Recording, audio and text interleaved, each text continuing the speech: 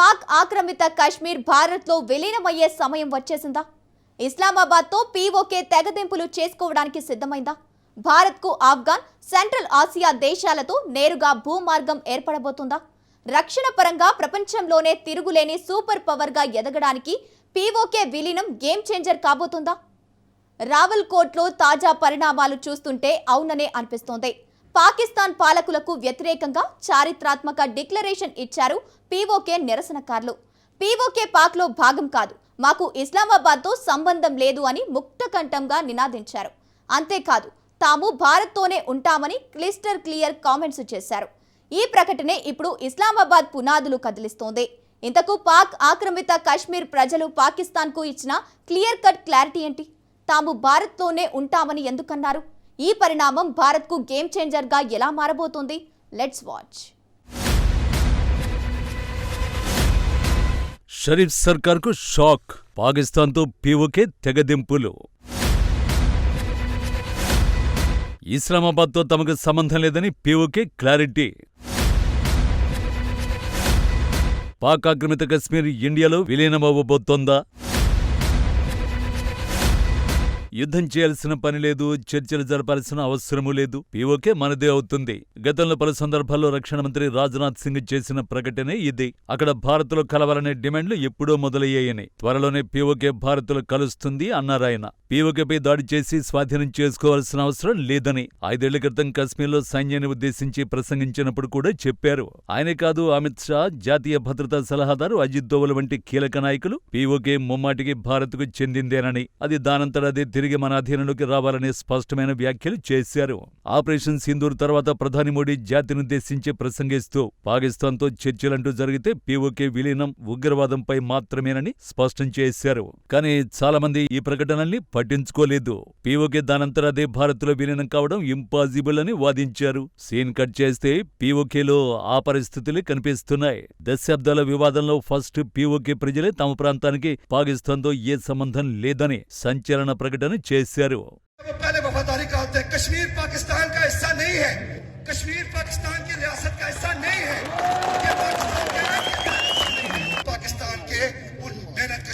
मजदूरों से वफादारी करो जिन्होंने तुम्हें मुफ्त भी नहीं किया हुआ और फिर भी तुम उनके सरों पर बैठे हुए हो.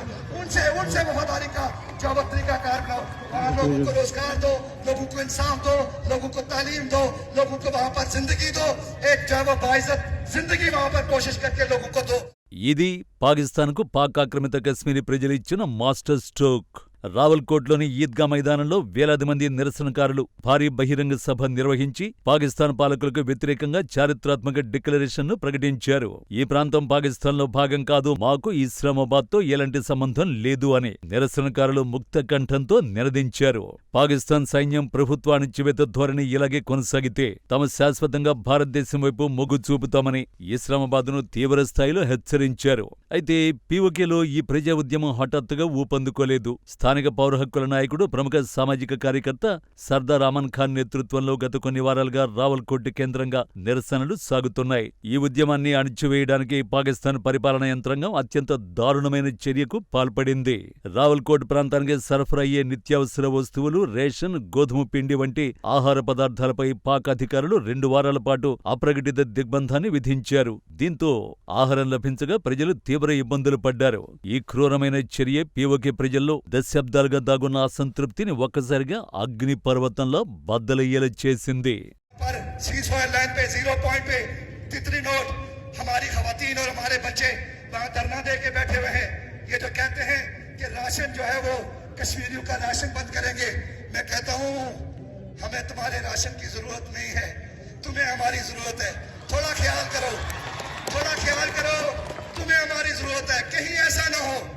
कहीं ऐसा न हो कि बाकी रास्ते खुल जाएं और फिर तुम हमारे मिलते करो, हमारे तरले करो. कहीं ऐसा न हो. పాక్ ఆక్రమిత కశ్మీర్ ఎన్నటికీ పాకిస్తాన్లో భాగం కాదు. మాకు పాకిస్తాన్ అవసరం అస్సలు లేదు. నిజానికి పాకిస్తాన్కి పీఓకే అవసరం ఎంతైనా ఉంది. ఇక్కడి వనరులను దోచుకుంటూ మమ్మల్ని ఆకలితో అలమటించేలా చేస్తారా అంటూ సర్దార్ అమన్ ఖాన్ పాకిస్తాన్ ప్రశ్నించారు. ఆ తర్వాతే అమన్ ఖాన్ పాకిస్తాన్ ప్రభుత్వానికి స్పష్టమైన అల్టిమేటం జారీ చేశారు.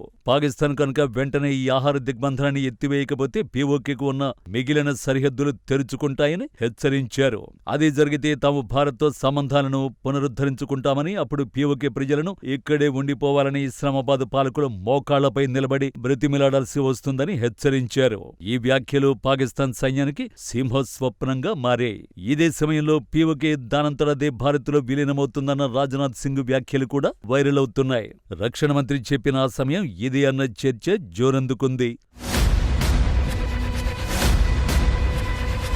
నిజానికి పీఓకే ప్రజల్లో దశాబ్దాలుగా పాక్ పాలనపై తీవ్రమైన అసంతృప్తి గూడు కట్టుకుంది. పీఓకేలో లభించే అపారమైన జలవనరులు, విద్యుదుత్పత్తిని పాకిస్తాన్లోని పంజాబ్, సింధు ప్రాంతాలకు తరలిస్తూ ఇక్కడి స్థానిక ప్రజలను మాత్రం అంధకారంలో ముంచేస్తున్నారు.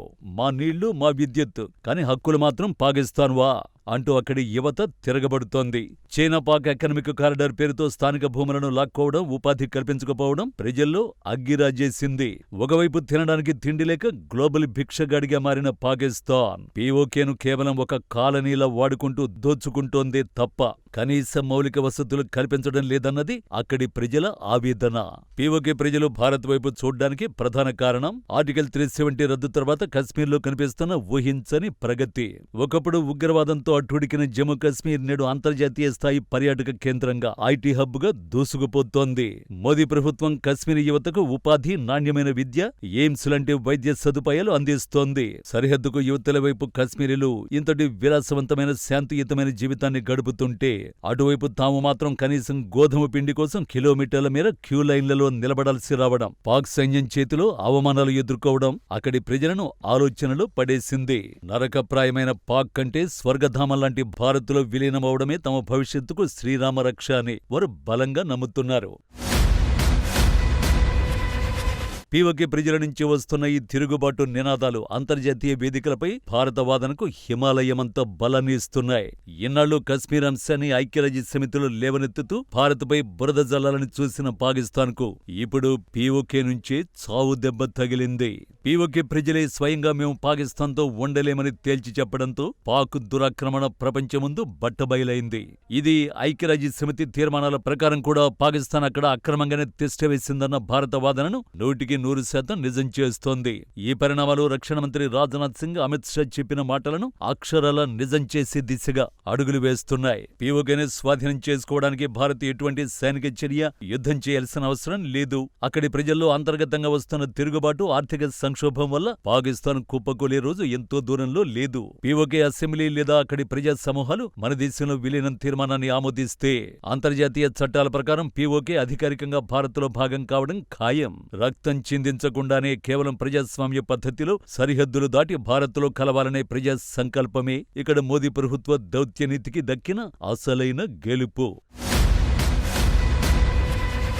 మరోవైపు వ్యూహాత్మకంగా పీఓకే భారత్లో విలీనమైతే అది చైనా పాకిస్తాన్ కూటమికి కోలుకోలేని దెబ్బ అవుతుంది. చైనా ప్రతిష్టాత్మకంగా నిర్మిస్తున్న సిపెక్ ప్రాజెక్ట్ ఈ ప్రాంతం గుండానే వెళుతోంది. పీఓకే గనక భారత్ అధీనంలో విలీనమైతే చైనా బిలియన్ల కొద్ది డాలర్ల పెట్టుబడులు బూడిదలు పోసిన పన్నీరవుతాయి. అంతేకాదు భారత్కు ఆఫ్ఘనిస్తాన్, సెంట్రల్ ఆసియా దేశాలతో నేరుగా భూమార్గం ఏర్పడుతుంది. వాణిజ్యపరంగా, రక్షణ పరంగా భారత్ ప్రపంచంలోనే తిరుగులేని సూపర్ పవర్ గా ఎదగడానికి పీఓకే విలీనం గేమ్ చేంజర్ కాబోతోంది.